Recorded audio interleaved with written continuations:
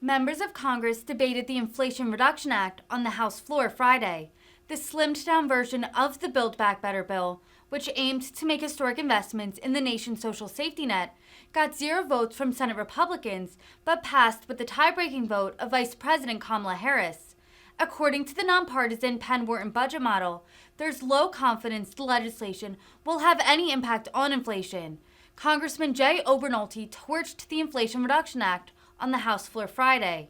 The California Republican called on lawmakers to, quote, solve the reckless spending that is causing this inflation instead of taking action that makes the situation even worse. The gentleman from Kentucky reserves. The gentleman from Missouri is recognized.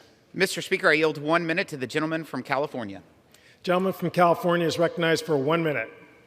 Mr. Speaker, new data from the Department of Labor released this week indicates that inflation in America remains at a 40-year high. And numerous studies, including one by the San Francisco branch of our own Federal Reserve Bank, indicate that the reasons why Americans disproportionately are suffering from this inflation is reckless levels of deficit spending by our federal government.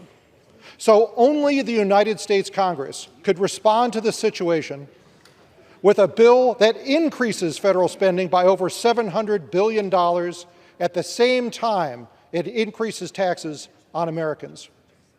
To add insult to injury, our own Congressional Budget Office, as well as the University of Pennsylvania Wharton School of Business and hundreds of economists tell us that this bill, the so-called Inflation Reduction Act, will not actually reduce inflation at all.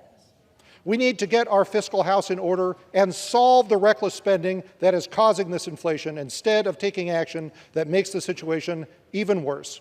I urge a no vote. I yield back.